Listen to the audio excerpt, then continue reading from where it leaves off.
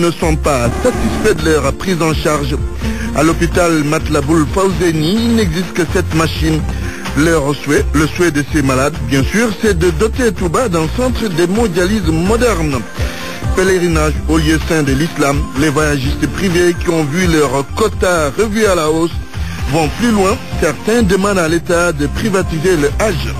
L'emprisonnement de Khalifa Sall et les projets de la ville de Dakar, des habitants de la capitale ont quelques inquiétudes. Mais il y a ceux qui pensent par ailleurs que les collaborateurs du premier magistrat de la capitale devraient pouvoir poursuivre la mission.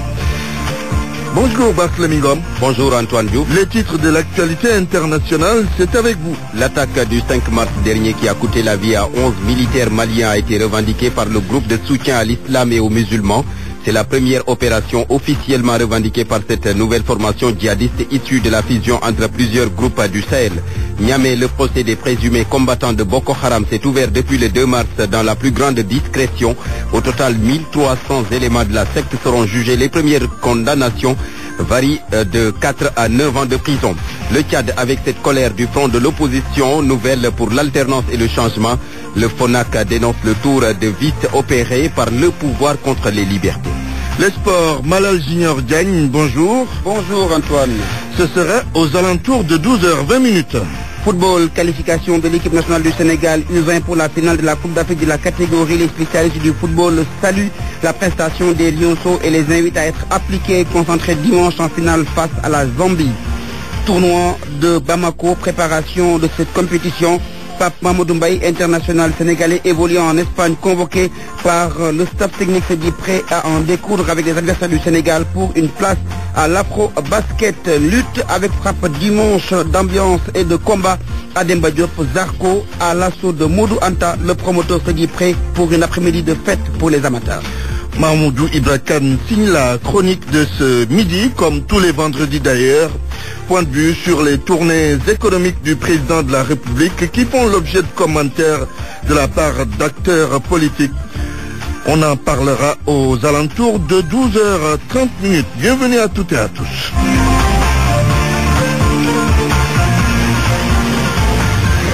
Antoine Diouf. Mesdames, Messieurs, bonjour. Affaire des djihadistes présumés. Le sort des 2 Maliens arrêtés par la division des investigations criminelles est désormais entre les mains du juge d'instruction. Le dossier est depuis ce matin au 3e cabinet. Georges Detchedop. C'est ce matin que le procureur de la République a transmis le dossier au juge d'instruction du 3e cabinet. En réalité, ils sont 3. Et le 3e homme, Boubacar Nyangadou, lui aussi ressortissant malien. Leur dossier, bouclé par le procureur, s'est corsé. Le parquet a sans surprise demandé leur placement sous mandat de dépôt. Les faits pour lesquels ils sont poursuivis étant jugés très graves. Entre autres, chefs retenus par le procureur de la République, association de malfaiteurs avec entreprise de terrorisme, financement du terrorisme, blanchiment de capitaux, actes de terrorisme et recel de terrorisme. Il y a quelques semaines, 2 présumés djihadistes ont été interpellés. Ils ont été arrêtés par la DIC, la division des investigations criminelles. Ould Sidi Mohamed Sina dans une auberge, Ould Am Sidalamine à la gare des Beaux-Maraîchers à bord d'un véhicule immatriculé en Gambie. L'arrestation de Ould Sidi Mohamed Sina s'est faite grâce à l'exploitation d'une information dans le cadre de la communauté du renseignement mise en place depuis l'avènement de la menace terroriste. Selon la police, il a été en contact avec le planificateur des attentats de Grand Bassam en Côte d'Ivoire, en contact aussi avec Moustapha Diatta, terroriste également arrêté par la police. Leurs destins sont désormais liés. Le juge d'instruction va sans doute les inculper et placer sous mandat de dépôt, comme l'a du reste requis le procureur. Georges Detchedop, il est 12h04, vous suivez le grand journal. Sur RFM au moins, on a des informations sûres et utiles. RFM, la radio de toute l'actualité. La prise en charge des insuffisants rénaux est loin d'être satisfaisante à Touba, car à l'hôpital Matlaboul Fawzeni, il n'y a que 7 machines alors que la demande est très forte. Les malades réclament un centre d'hémodialyse moderne dans la cité religieuse. Touba Mbaké et Mohamed Chedjop. Moustapha Gueye a conscience qu'il est un privilégié. Atteint d'insuffisance rénale, il a enfin réussi à trouver une place dans le centre d'hémodialyse de l'hôpital Matla Boul Fawzeyni de Touba. Oui, j'en suis conscient, j'ai une chance énorme. Nous interpellons les autorités pour la construction d'un centre moderne ici à Touba, mais également pour la gratuité totale de la prise en charge. Cette chance, les 200 autres malades présents sur la liste d'attente ne l'ont pas encore, d'où l'urgence d'un centre digne de ce nom pour une ville comme Touba. Docteur Mohamed Dahaba, néphrologue à l'hôpital Matla Boul Fawzeyni de Touba. C'est une population qui est estimée entre 1,5 million à 2 millions d'habitants. Malheureusement, le constat, parmi tous les centres qui sont dans les régions, Touba est le moins nanti. On n'a que 7 machines de dialyse. Et malheureusement, les 7 machines, il y a une machine qui est déjà à l'arrêt. 28 patients sont en dialyse chronique. La liste d'attente ne cesse de s'allonger. Actuellement, à Touba, on est à 210 malades qui sont en attente d'être dialysés. Et un malade qui n'est pas dialysé meurt. Le drame des insuffisants rénaux, plusieurs malades ont été obligés d'aller habiter dans d'autres régions. Plusieurs autres émigrés également ne peuvent revenir. Leur prise en charge ne serait pas garantie dans leur pays d'origine. Mohamed Diop, Touba, RFM. Le bac de Farafenni sera à l'arrêt pour une période de 2 ans et demi, le temps que les travaux du pont qu'on réalise soient achevés. La conséquence est que les transporteurs qui se rendent en Gambie devront faire un grand tour, ce qui va entraîner une hausse du coût du voyage pour les usagers. À la gare routière Les Beaux Maraîchers, les chauffeurs souhaitent une subvention du carburant. Reportage Salif Sow. Cette phrase est sur toutes les lèvres à la gare routière Les Beaux Maraîchers. Ça bouge en ce début de matinée au quai 9 et 10. Ici sont stationnés les minicars et autres 7 places à destination de Ziguinchor. Une hausse du prix du ticket de transport taraude les esprits. Moi c'est Abdoulaye Ba. Moi j'ai fait 31 ans de conduite. L'axe Dakar-Casamance, il connaît comme sa poche. Le doyen averti. Si on ne subventionne pas le carburant, il y aura une hausse certaine. Parce que même le prix qu'on fait actuellement, ça ne nous arrange pas. Il carbure beaucoup. Alassane Diatta Amblé. Pour cet autre chauffeur, la voie de contournement suit au moins 300 km de plus et des tronçons à réhabiliter. La voie de contournement, c'est la croix et la bannière. Le tronçon Kolda Dabo, c'est une route latéritique. Un calvaire loin de décourager Nicole Gomis. Elle est sur le point de rallier Ziguinchor. C'est dur. Dernièrement, j'ai passé toute une journée à patienter là-bas. Arrivé à midi sur le lieu, j'ai finalement traversé à 23h. L'arrêt total du bac de Farafenni, c'est aussi et surtout une aubaine pour les habitants des localités traversées par les voyageurs. Abdoulaye Ba, chauffeur. Surtout que Kaola, Samba, Kolda, ça fait depuis les affaires. Le commerce, le petit commerce en mars, les chauffeurs vont se reposer. Jusqu'à 2020, date de livraison du pont. Le trait d'union a coûté 36 milliards de francs CFA à la Nouvelle-Sénégambie. Salif Sow, Pikine, Radio Futur Média. RFM, fréquence de modulation 94.0, la radio en puissance. En 12h08, des voyagistes privés se prononcent sur l'augmentation du quota de pèlerins au lieu saint de l'islam, quota qui leur est affecté. À l'unanimité, on salue la mesure, d'aucuns soutiennent qu'il faut aller plus loin en privatisant tout bonnement le Hajj. Mohamed Ali Mouba. L'État du Sénégal convoite toujours des pèlerins au lieu saint de la Mecque, mais cette année, il va se délester de 500 voyageurs à répartir entre voyagistes privés. Khadim Dioum, le directeur de Cathy Travel, n'attendait pas moins. Effectivement, il y a 20% qui a été retenu, 20% du quota global. Donc, ce qui a remis à la baisse le nombre de pèlerins. Donc maintenant, puisque le quota est revenu à la normale, donc là, on va travailler davantage pour essayer de remplir le quota. Le nécessaire sera fait. Faire le nécessaire pour remplir le quota. Les privés vont convoyer en tout cas cette année 10 500 pèlerins. L'État, seulement 1000. Aliouba de Firmament Voyage s'en félicite. Je ne le pose même pas en termes de défi. Je pense que le rôle des agences privées, c'est l'organisation de voyages. Je crois que ce sont des professionnels qui peuvent valablement organiser, d'autant plus qu'il y a en fait l'expertise, il y a l'expérience. Je ne vois pas en fait de problème à ce niveau. si l'État aujourd'hui a un bon partenaire qui sont les privés qui peuvent aujourd'hui organiser le pèlerinage convenablement. Madame Diamanka de Capu Voyage demande d'y aller lentement mais sûrement. On va inévitablement vers une privatisation et vraiment c'est ce que nous souhaitons.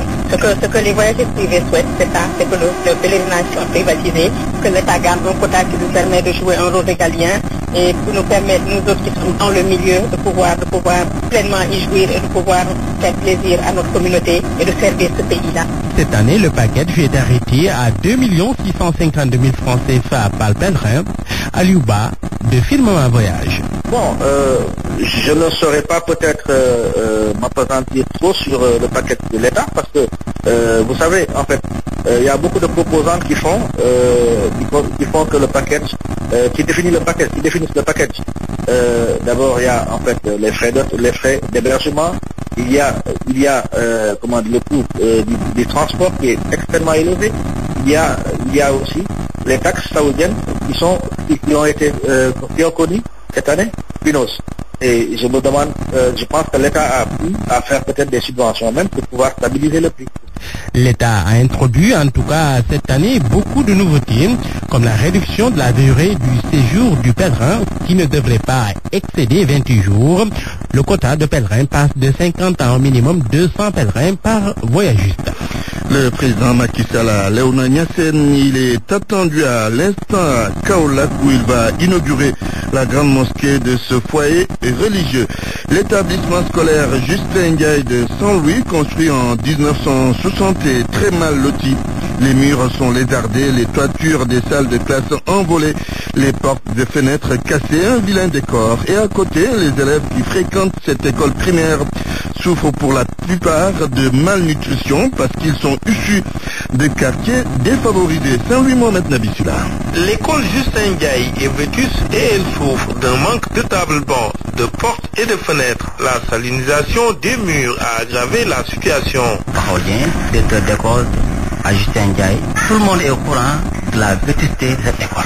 C'est une école où, du jour au lendemain, les bâtiments risquent de s'écrouler. L'école est vétuste, les bâtiments sont anciens, et aussi il y a le problème de la salinisation. Parce que l'école a été construite dans une zone non édificante, c'est une zone marécageuse.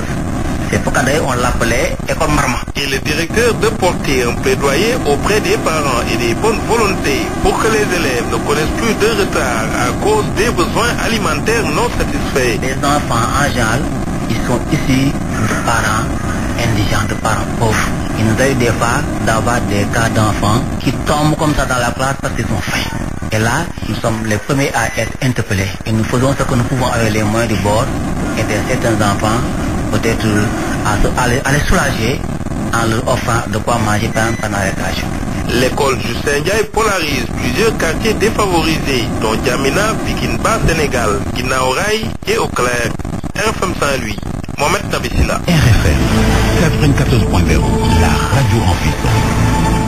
Le ministre de la Jeunesse en conférence de presse cet après-midi, Mamba Nia va évoquer les dossiers judiciaires en cours et les rapports des corps de contrôle qui concernent également des responsables de l'APR. À noter la conférence de presse des proches de Khalifa Ababacar Sall, c'est à 16h aujourd'hui même à la mairie de Dakar, à l'hôtel de ville de Dakar.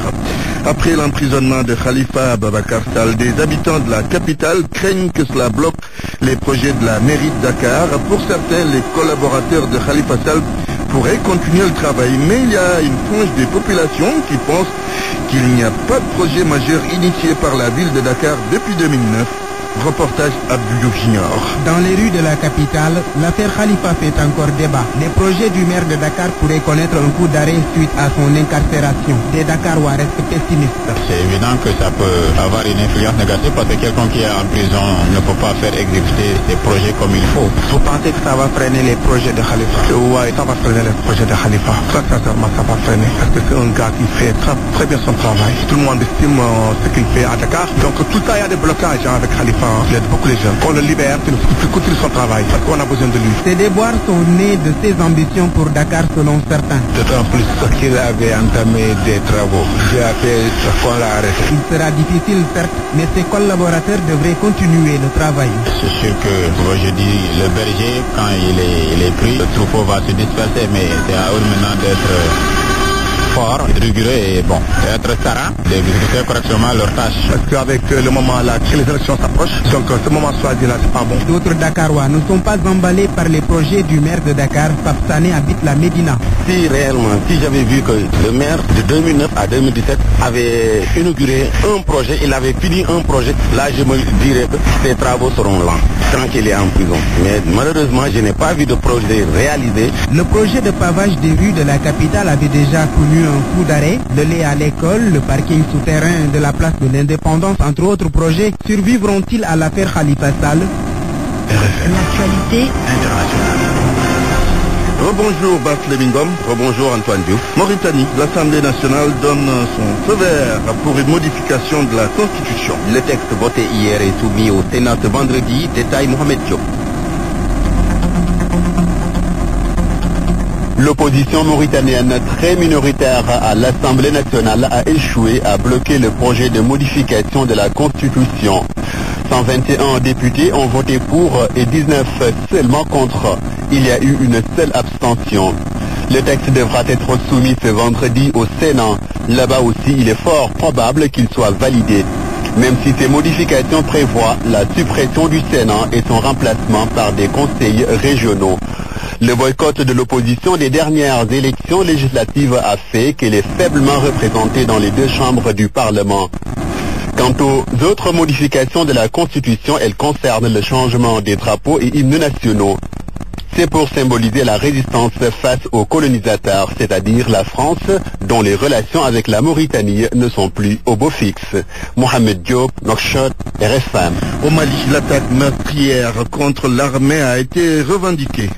C'est l'œuvre du groupe de soutien à l'islam et aux musulmans, une nouvelle formation djihadiste issue de la fusion entre plusieurs groupes du Sahel. Mélanie Sambou. 11 militaires maliens sont morts dans une attaque contre l'armée. Le groupe de soutien à l'islam et aux musulmans, une nouvelle formation djihadiste issue de la fusion entre plusieurs groupes du Sahel, affirme avoir tué plus d'une dizaine de soldats maliens, détruit des véhicules et emporté de nombreux armements. Elle assure également que les djihadistes n'ont compté que 2 blessés dans leur rang, indique l'ANI. Agence Nouakchott Information. Liés à Al-Qaïda, certains de ces groupes font partie des organisations djihadistes qui ont pris le contrôle du Mali en mars-avril 2012. Ces groupes ont été en majeure partie chassés par une opération militaire internationale lancée en janvier 2013 à l'initiative de la France qui se poursuit actuellement. Malgré la signature en mai-juin 2015 d'un accord de paix censé isoler définitivement les djihadistes, certaines zones entières du pays échappent encore au contrôle des forces maliennes, françaises et de l'ONU. Parlons de Boko Haram avec les premières condamnations dans le procès de masse au Niger. Ils sont 1300 hommes présumés combattants de Boko Haram. Ils sont jugés par vague de 250 à 350.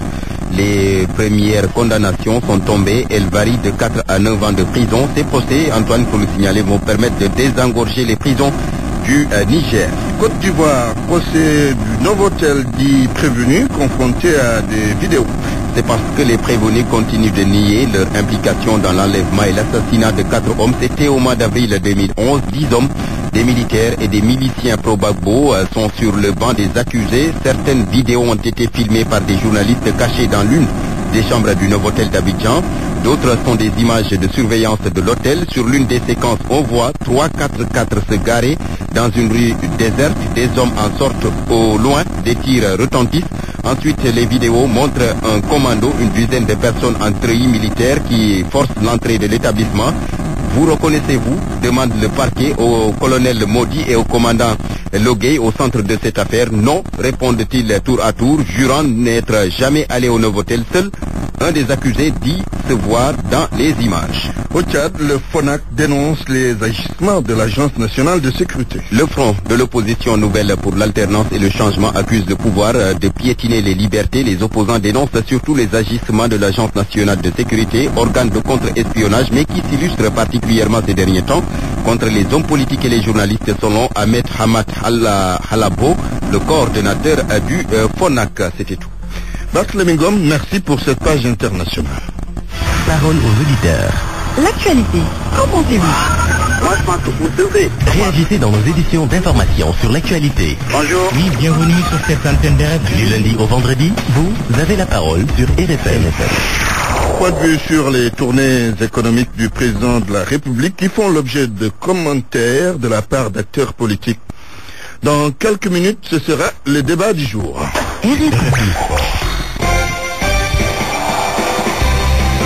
Bienvenue Malal Junior Gagne. Merci Antoine. Avec la CAN Junior en ouverture. Le Sénégal en finale de la Coupe d'Afrique face au pays organisateur ce dimanche. Ce dimanche, et les spécialistes invitent les Lions du Sénégal à jouer sur leurs valeurs avec leur système de jeu, à ne pas se laisser impressionner par le public puisque la Zambie sera poussée par son public à Lusaka. Selon Momar Thioune, l'équipe nationale du Sénégal, coachée par Joseph Koto, a tous les moyens et toutes les cartes en main pour remporter cette compétition. Momar Thioune que nous écoutons. C'est vraiment intéressant de voir que les juniors ont fait un parcours. Un grand bravo à Joseph Koto pour la qualification. Ce n'était pas évident dans la mesure où Guinéens et Sénégalais se connaissent très bien. Beaucoup de similitudes dans le jeu des deux équipes. Un bon football léché avec des joueurs talentueux de part et d'autre. Se dire que les joueurs sénégalais de cette année, avec Joseph Koto à leur tête, potentiel extraordinaire, extrêmement intéressant, qui nous permet d'augurer des lendemains vraiment meilleurs. Nous sommes en finale cette fois-ci. Maintenant, nous allons rencontrer la Zambie en finale. C'est le pays organisateur dont le style est différent de celui des Guinéens. Mais les Zambiens sont chez eux pratiquement la meilleure attaque de la compétition avec un football beaucoup plus direct. Il faut se dire également que les Zambiens, par rapport aux conditions climatiques, sont beaucoup plus avantagés que nous. Ce n'est pas parce qu'ils ont joué des prolongations en demi-finale qu'ils vont se sentir diminués. Ce sera compensé tout simplement par l'apport de leur public, par l'apport de l'environnement. Et nos petits Sénégalais qu'on connaît, talentueux, désireux d'arriver au sommet de la hiérarchie, pour apporter la dragée haut. Ce ne sera pas un match facile. Je pense que le pronostic sera interdit. Et il serait intéressant d'arriver aux prolongations. Parce que plus le match va durer, plus ce sera intéressant pour nos joueurs de pouvoir user dans leurs ressources et aller au bout des efforts. Mais dans la durée, nous allons faire douter les Zambiens. Et cela va nous permettre d'arriver au bout. Parce que nous méritons cette coupe-là. Méritons cette Coupe d'Afrique. Le Sénégal joue donc dimanche en finale contre la Zambie. La petite finale sera demain, l'Afrique du Sud face à la Guinée-Conakry. Nous jouons également à partir de cet après-midi les huitièmes de finale de la Coupe de la Ligue. Deux rencontres sont au programme à Demba Diop, 15h30. Dakar Sacré-Cœur contre l'AS Douane à 17h30. Niary Tally joue contre Teungueth. Le football de plage, le Sénégal joue contre le Maroc aujourd'hui même. Un match amical, c'est donc dans le cadre de la préparation de la Coupe du Monde pour l'équipe nationale du Sénégal, battue il y a juste 2-3 jours par cette même sélection marocaine sur le score de 5 buts à 4. Les Sénégalais champions d'Afrique en titre veulent battre les Marocains pour renforcer leur capitale confiance. Al-Seyni Ndiaye, capitaine de l'équipe nationale avec son équipe. Pour le premier match, on a perdu 5-4, mais bon, ça nous a permis de revoir certaines erreurs. Ça a permis au coach aussi de régler certaines choses, quoi. C'est pour cela qu'on tenait à jouer ces matchs amicaux, parce que ça nous permet aussi de voir nos lacunes, quoi. Mais bon, aussi pour le match, bon, il faisait très froid aussi, le climat, on ne s'adaptait pas vraiment au climat marocain. Il faisait 10 degrés le jour du match, mais bon, ça, c'est pas une excuse pour la défaite. Bon, on va se ressaisir et essayer de gagner aujourd'hui notre deuxième match, Inch'Allah. Le basket à présent, Antoine. Oui, avec le tournoi de la zone 2, Modou Mbaye, présélectionneur, veut aider, sélectionneur, c'est ça? Les sélectionneurs. Veut aider l'équipe à atteindre son but. Après avoir joué la Coupe d'Afrique la Coupe du Monde des U19 avec le Sénégal, c'est sa première présélection chez la sélection A. Il veut tout donner pour rester dans le groupe afin d'aller à Bamako disputer ce tournoi qui va regrouper le Sénégal, le Mali, l'équipe du Cap-Vert et celle de la Guinée. Vous l'entendrez dans nos prochaines éditions. Le temps de finir le montage avec les services techniques. À noter que l'ancien président du basketball également, l'ancien président de la Fédération sénégalaise de basketball, Baba Tandian, organise également cet après-midi une cérémonie de remise de jeux de maillot. Ce sera à Rufisque pour l'équipe de Saltigué. Lutte pour finir avec dimanche la première journée de Baol Production à Demba Diop à l'affiche Zarco de Grand Dakar. Grand Yoff joue sa survie dans l'arène après sa défaite l'année dernière face à Modou Anta de Thiès. Le promoteur qui assure donc vouloir tout mettre en œuvre afin que la fête soit belle dimanche prochain au stade Demba Diop. Vous l'entendrez dans l'édition de 13h. Antoine Modou Mbaye, présélectionné. Je vous renvoie votre copie. Merci Malal Junior Diagne. RFM, la chronique du jour. Emprisonnement de Khalifa Babacar Sall, reddition des comptes ou chasse aux opposants. Plusieurs hommes d'hommes, en tout cas dans la procédure. N'est-ce pas, Mamadou Blakana? L'image est choquante pour certains, saisissante en tout cas. Ousmane Tanor Dieng, secrétaire général du PS à la présidence du Haut Conseil des collectivités territoriales, institution enfantée par l'acte 3 de la décentralisation. Khalifa Ababacar Sall, secrétaire national à la vie politique du PS, est maire de Dakar, la plus grande ville et une des 4 premières communes du Sénégal, en prison. Et si le Parti socialiste refusait la reconquête du pouvoir à l'image d'une Afrique qui refuserait le développement, ça c'est l'affaire des socialistes. Notre propos est ailleurs. Le président, le procureur, le maire et l'IGE, les 4 acteurs d'un mélodrame politico-judiciaire intrigant. De quoi a peur le pouvoir pour emprisonner si facilement ses opposants? On l'a dit, redit et encore répété, personne ne peut être contre le principe de la redevabilité tant que l'obligation de rendre compte sera et restera opposable à tous. Ce qui est en cause, c'est la manière expéditive dont le maire de Dakar est envoyé en prison. Le droit à l'information et à la transparence des Sénégalais ne voudrait-il pas que le rapport de l'IGE soit préalablement rendu public? Quelles sont les recommandations contenues dans le rapport? L'inspection générale d'État a-t-elle préconisé des poursuites judiciaires ou s'est-elle juste bornée à relever des dysfonctionnements dans la tenue de la caisse d'avance, régie d'avance ou des fonds politiques pour en recommander simplement la réforme? La gestion de la ville de Dakar est-elle la seule concernée par l'audit de l'IGE? Si oui, pourquoi? Qu'est-ce qui presse finalement pour que cette foultitude de préalables élémentaires à l'ouverture de l'information judiciaire soit foulée aux pieds? La liberté du maire Sall, liberté qui est la règle et la prison l'exception, entravait-elle objectivement le bon déroulement de la procédure pour qu'il soit non seulement inculpé mais aussi écroué? L'agenda judiciaire est-il réellement déconnecté de l'agenda politique avec des élections législatives prévues dans quelques petits mois et qui seront marquées par la grande bataille de la capitale?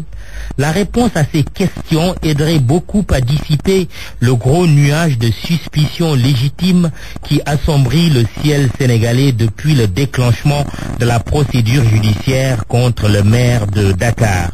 Il y a comme une main invisible qui viserait à décapiter l'administration de la capitale réduite par la force des choses à une coquille vide. Au rythme où vont les choses, il ne reste plus que la délégation spéciale pour signer son arrêt de mort. La déesse comme acte de décès, arme redoutable et dictatoriale entre les mains de l'exécutif qui en a usé et abusé dans un passé récent. La tentation est forte, mais le passage à l'acte serait un aveu d'échec cuisant de l'acte 3 de la décentralisation. Mahmoud Ibrakan, cette affaire d'avance de la caisse de la mairie de Dakar intervient dans un contexte préélectoral avec les législatives de juillet prochain et la présidentielle de 2019. Alors, quels en sont les enjeux? La tempête politico-judiciaire actuelle ne peut s'expliquer que par l'enjeu des échéances électorales futures. L'histoire montre que les élections précédentes une présidentielle, et c'est le cas des législatives de juillet prochain, sont toujours hautement socialiste. Abdou Diouf a perdu le pouvoir en 2000 après les législatives de 1998, à l'issue desquelles l'opposition avait fait presque jeu égal avec le Parti socialiste. Le libéral Abdoulaye Wade a été battu en 2012 à la suite, 3 ans plus tôt, des locales de 2009 marquées par la perte de la plupart des grandes villes du pays, dont la capitale. En 1998 comme en 2009, les pouvoirs socialistes et libéraux n'avaient obtenu respectivement la majorité des sièges à l'Assemblée nationale et celle des collectivités locales que grâce à un mode de scrutin avantageux. Majorité trompeuse car annonciatrice des alternances de 2000 et 2012. Ceci expliquant cela, on mesure aisément à quel point le président Macky Sall, à l'image de ses prédécesseurs, peut être préoccupé par les législatives du 30 juillet intervenant à 2 ans de la fin de son mandat. Une présidentielle de 2019 inédite quelle qu'en soit l'issue. Une réélection du président sortant serait synonyme d'une certitude grosse d'incertitude. Certitude qu'il ferait son 2e et dernier mandat comme le veut la réforme constitutionnelle de mars 2016, mais incertitude avec l'ouverture de sa succession dès le soir de sa réélection éventuelle, y compris et surtout dans son propre camp. Une défaite signifierait en revanche une entrée dans l'histoire comme président d'un seul mandat. 2 scénarios inédits en perspective que le Sénégal n'a pas encore connus, ni sous Senghor, ni sous Diouf, ni sous Wade. Dans l'un comme dans l'autre scénario, s'il y a quelqu'un qui a intérêt à gouverner dans une stabilité politique et sociale en s'abstenant, simple hypothèse, de toute chasse aux opposants et autres libres penseurs ou malpensants, c'est bien le président Macky Sall. De quoi changer de fusil d'épaule pendant qu'il est encore temps. Dans une société de croyants, le pouvoir émane de Dieu et la voix du peuple est la voix de Dieu. La presse du jour avec Georges de Tchedop. Ça a tout d'une histoire de Sall. Khalifa par-ci, Macky par-là, Aliou de l'autre. Et c'est le frère du chef de l'État qui fait feu de tout bois dans l'Observateur. Pendant que le maire de Dakar est placé en détention et que le chef de l'État poursuit sa tournée économique, politique selon certains, le maire de Guédiawaye se livre aux pages 4 et 5 de l'Observateur. Barthélémy Diaz, Khalifa Sall, l'APR, les prochaines législatives, l'Association des maires du Sénégal, Aliou Sall parle de tout. Selon lui, le dossier de Khalifa Sall est troublant. Son proche, Barthélémy Diaz, en a pris pour son grade. Selon le maire de Guédiawaye, un assassin comme Bart devait être condamné à une peine beaucoup plus lourde. Mais Aliou Sall craint-il des poursuites judiciaires à l'avenir? Le frère cadet du chef de l'État confie n'avoir peur de rien et dit s'être préparé à tout. Et c'est non sans déclarer vouloir me créer des problèmes. Après la présidence de mon frère, c'est prier pour que je vive encore longtemps. Nous avons bien cité. L'autre Sall qui fait la une ce vendredi, Khalifa en prison depuis mardi. Va-t-il continuer à diriger la mairie de Dakar? Enquête évoque un spectre de la révocation et donne la parole à des élus. Mais mon confrère précise que la mise sous délégation spéciale de sa municipalité n'est envisageable que si le fonctionnement du conseil municipal se révèle durablement impossible. Enquête se fonde sur les dispositions du Code général des collectivités locales. En attendant d'y voir plus clair, les acteurs politiques, beaucoup en tous les cas, ont la tête aux législatives. Le quotidien se pose la question de savoir si Khalifa sera tête de sa propre liste à Dakar et si l'opposition va faire front avec lui contre Benno Bokk-Yakaar. Le PDS va-t-il accepter aussi d'être à la remorque du maire de Dakar? Et Manko Watou Sénégal qui n'a jamais senti Khalifa dans ses combats. Décryptage du journal Le Quotidien qui parle d'alliance incertaine entre Khalifa Sall et Manko Watou Sénégal à Dakar. L'opposition qui assimile la tournée économique du président de la République à une tournée politique. Sud Quotidien semble être du même avis et titre à sa une Macky double l'opposition. Sud note une campagne électorale anticipée. En tout état de cause, le chef de l'État semble porter la réplique à ses détracteurs. L'As fait l'écho de la réponse de Macky Sall. Je ne suis pas un président qui se cache au palais. Hier, de graves incidents ont été notés lors de son passage à Ourossogui. Selon la tribune, des jets de pierre ont perturbé Macky. Il a été accueilli par des huées, des jets de pierre et projectiles divers à l'entrée du stade municipal par des militants mécontents. Des dégâts matériels ont été notés. Mais malgré cela, le chef d'État a pu dérouler et vanter le plan Sénégal émergent. Le Soleil relaie les propos de Macky Sall, propos selon lesquels le PSE a fait ses preuves. Le chef d'État procédait au lancement des travaux de réhabilitation de la route RN2, un linéaire de 720 km de route qui va s'ajouter au réseau national avec les travaux démarrés dans l'île à Morphil et sur l'axe Ndioum-Bakel. Des nouvelles des frondeurs du Parti démocratique sénégalais. Ils étaient en visite à Touba, Vox Populi, rencontre du déplacement. Là-bas, Pape Samamou n'a pas été du tout tendre avec Karim Wade. Karim n'est pas du PDS, il n'a jamais acheté la carte du parti, il ne peut pas être candidat du Parti démocratique sénégalais. Pape Samamou qualifie la direction du PDS de racaille de coupeur de route. Titre de Vox Pop, Pape Samamou brûle Karim Wade. Retour dans l'Observateur. Mon confrère qui ne s'est pas intéressé qu'à l'affaire Khalifa Sall. L'Observateur révèle que l'IGE, l'inspection générale d'État, a fouillé la gestion des mairies de Pikine et Saint-Louis et a envoyé Abdoulaye Timbo et Cheikh Bamba Dièye devant la chambre de discipline financière de la Cour des comptes. En sport, Kandé U20 en Zambie, le Sénégal a battu la Guinée hier en demi-finale. Les journaux en parlent. Pour Stade, les juniors encore en finale. Pour 11 sports, le Sénégal est à 90 minutes d'un sacre continental. À vos kiosques et bonne lecture. Point de vue. Regard croisé sur l'actualité du jour. Point de vue sur les tournées économiques du président de la République qui font l'objet de débats. Qu'est-ce que vous pensez de cela? Et nous vous donnons la parole. Parole aux auditeurs. L'actualité, qu'en pensez-vous? Nous avons en ligne Morsec, responsable à l'APR de Touba. Bonjour Mor. Bonjour Antoine. Il y a également le professeur Bambakan, responsable au Grand Parti. Bonjour professeur. Bonjour Antoine. Professeur, polémique sur les tournées économiques du président Macky Sall. Vous êtes ses adversaires politiques. Pourquoi vous pensez que c'est une campagne électorale et non des tournées économiques? Merci Antoine. Écoutez, moi je pense que nous avons tous observé, disons, ces tournées du président de la République. Si c'est un président qui, disons, va à l'intérieur du pays pour s'enquérir des problèmes des populations, nous pouvons le comprendre. C'est pas le cas. Mais Antoine, le timing suscite quand même une suspicion de campagne déguisée. Et je pense qu'aujourd'hui, le Sénégal connaît énormément de problèmes.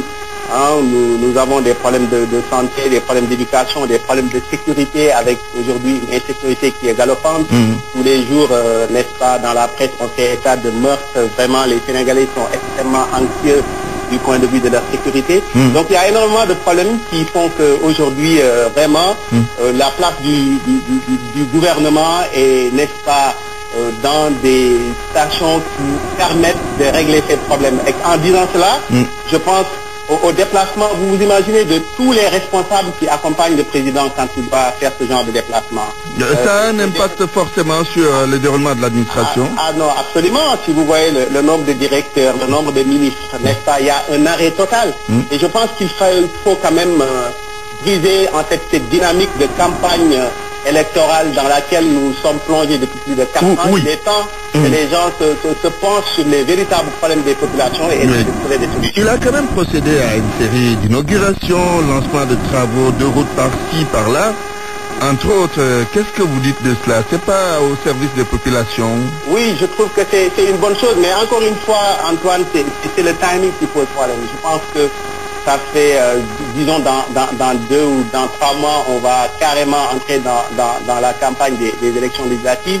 Il me semble qu'au vu des discours que personnellement, moi, j'ai entendus, il ne s'agit ni plus ni moins que de campagne. Et je pense que dans 3 mois, bon, ils auront largement la latitude de présenter leur bilan et les Sénégalais vont voir s'ils vont les sanctionner positivement ou négativement. Mais moi, ce qui me pose problème, c'est encore une fois, c'est cette spirale de politique dans laquelle nous sommes plongés depuis presque 4 ans. Je pense qu'il nous reste encore 2 ans pour les élections présidentielles. Il reste encore 3 mois pour les élections législatives qui ne devraient pas forcément même concerner le président en tant que tel, sauf s'il porte de manière beaucoup plus, de manière beaucoup plus prépondérante sa casquette de chef de parti. Mais encore une fois, c'est un président de la République qui est là dans un pays où pratiquement tout est urgence. Il serait temps que les gens quand même arrêtent. Parce que c'est là entre, si vous voulez, on est dans le continuum des conseils de ministres décentralisés qui ont été organisés un peu partout. Initiés depuis 2012. Avec des promesses malheureusement qui ne sont pas encore tenues. On reviendra sur ça, si vous permettez, professeur, mais vous gardez quand même la ligne morte, c'est que vous avez écouté peut-être les critiques du professeur Bamba Kane, mais également des autres adversaires du président Macky Sall, qui parlent de campagne électorale plus déguisée mais manifeste. Quel est votre point de vue sur tout cela? Je vous remercie Antoine et je remercie la RFM et ses fidèles auditeurs. Je voudrais tout simplement dire que cette posture de l'opposition n'est pas nouvelle. Cette réaction qui colle à l'opposition date de Senghor, de Diouf, de Wade. Vous savez, un président, il est élu pour faire face aux préoccupations de ses compatriotes. Il n'est pas élu pour faire de la politique tout le temps. Et ça, je pense que le président Macky Sall en est conscient. Lui qui, dans sa démarche, nous pouvons quand même observer une grande cohérence et une continuité. Avant d'être élu, avant même d'aller en campagne pour convoiter le pouvoir suprême dans ce pays, il a pensé aller au sauver, sur le terrain, faire une tournée pendant 3 ans, sillonner tout le Sénégal, de profondeur. Parce que conscient que le Sénégal, c'est pas seulement les capitales urbaines. Il est allé voir, il n'a pas envoyé des experts pour aller s'enquérir et toucher du doigt le dénouement, les difficultés, la pauvreté de ses concitoyens. Pour se préparer à exercer ce pouvoir suprême. Après, donc je vais vous décrire 5 étapes jusqu'à ce jour, jusqu'à ce tournée économique, pour montrer la cohérence et la continuité de sa démarche et de son action. De management des affaires publiques. Après cette tournée, il a été élu. Qu'est-ce qu'il a fait en premier? Il a fait l'axe 3 de la décentralisation. La communalisation est une démocratisation du management public. C'est une façon de mettre tous les citoyens au même niveau. Cet acte a été critiqué, mais aujourd'hui on a vu que toutes les collectivités locales s'en réjouissent. Parce qu'on statut qui leur permet de vivre dignement au même niveau, de ne pas faire de discrimination entre citoyens. Parce qu'on a toujours délaissé les ruraux en les considérant comme des citoyens de seconde zone. Le président a voulu mettre tout le monde, donner la même chance à tout le monde. Donc l'acte 3 de la décentralisation. Après cet acte 3, qu'est-ce qui s'est passé? Des conseils de ministres pour aller sur le terrain échanger pour préparer son programme. Le programme, le fameux programme qui en a suivi des conseils de ministres, c'est le PUDC. Le PUDC est une révolution dans sa forme comme dans son fond. Et le PUDC a été conçu par le président de la République comme un programme d'urgence pour faire face au dénouement. C'est un programme de rattrapage des infrastructures. Le président a un plan qui veut changer structurellement notre économie. Donc, et la dernière chose de cette tournée, qui est une sorte de suivi-évaluation de tout ce travail du PUDC. Oui, il ne profite pas de ces tournées économiques pour faire de la politique. Écoutez. Parce que les audiences qu'il accorde à des militants de son parti par-ci par-là, c'est pas de la politique ça. Mais Antoine, un président, c'est d'abord une posture politique. C'est d'abord une posture politique, il faut dialoguer avec son peuple. Mais je vous dis, il y a des présidents qui restent dans leur palais, qui envoient des experts, que ce soit des experts des Nations Unies ou des experts nationaux. Ces experts peuvent venir vous dire des choses qui corroborent peut-être leurs intérêts. Mais je pense qu'un président qui prend le soin de descendre sur le terrain, c'est pas facile. C'est quelque chose. Aller à la rencontre des populations. Si on n'a pas de bilan, si on n'a pas de choses à leur montrer, mais un président n'ose pas aller rencontrer ces populations parce que souvent c'est des devoirs. Donc je pense qu'il faut savoir raison garder. Et cette rengaine, cette sorte de rengaine qui est une prêche populiste pour avoir des gains, cette chanson qu'on nous a toujours répétée, c'est une campagne électorale déguisée. Je pense qu'il faut retenir que le président a mis en place un plan d'urgence. Et il est bon. Son agenda n'est pas calé à l'agenda de l'opposition. Très bien, vous gardez la ligne, on revient à vous pour terminer. Alors, professeur Bamba Kane, mis à part cette tournée économique, Est-ce qu'on peut lui reprocher totalement d'être en campagne, puisqu'on a vu quand même les états-majors politiques de l'opposition sillonner le pays? Oui, mais en fait, c'est pas aux états-majors de l'opposition que les Sénégalais ont placé leur confiance. Je pense que les Sénégalais... Il a quand même un parti, il est chef de parti. Oui, mais c'est ça tout le problème. Je pense qu'à un moment donné, il faut faire, n'est-ce pas, un distinguo net entre sa casquette de président de la République et sa casquette de chef de parti. Oui. Mon ami vient de me dire que depuis très longtemps, le président... n'est-ce pas, a été en contact avec les populations pour connaître les problèmes. Il l'a dit lui-même. Donc aujourd'hui, il me parle également de retourner pour évaluer. Mais quand on évalue, le constat est là, alarmant. L'évaluation aujourd'hui du contexte, de la réalité aujourd'hui du Sénégal, c'est qu'il y a des problèmes pour lesquels on n'a pas encore apporté de solutions ou de voies de solutions. Les problèmes, Antoine, vous savez, nous sommes un peu amnésiques, mais il y a encore un mois, n'est-ce pas, vous avez, la presse a évoqué cette douloureuse question, par exemple, la radiothérapie qui est en panne. Vous vous rendez compte du nombre de patients aujourd'hui qui souffrent de cancer et qui n'ont pas les moyens, parce que le fait de parler de 6 patients qui sont transportés chaque semaine au Maroc pour être traités.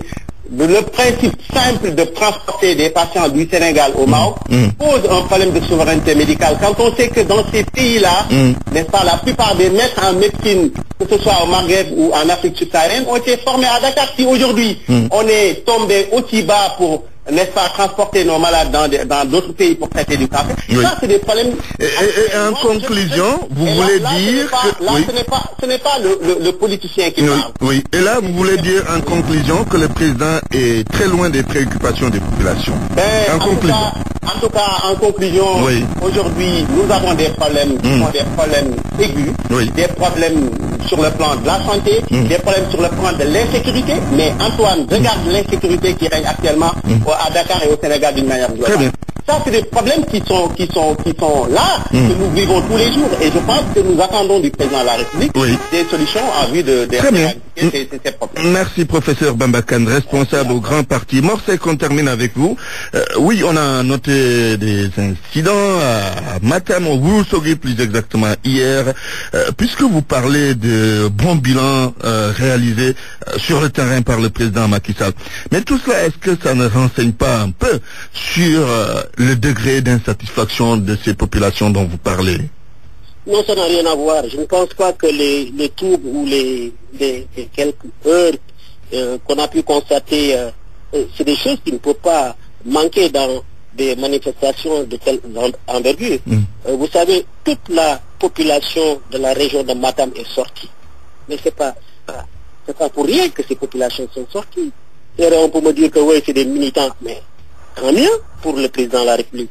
Si sa politique et son action s'inscrivent dans la résolution des préoccupations de ces populations, mais c'est pour cela qu'il a été élu. Bravo à lui. Mais si c'était le contraire, les populations allaient... ça, c'était des militants au sein de SAT.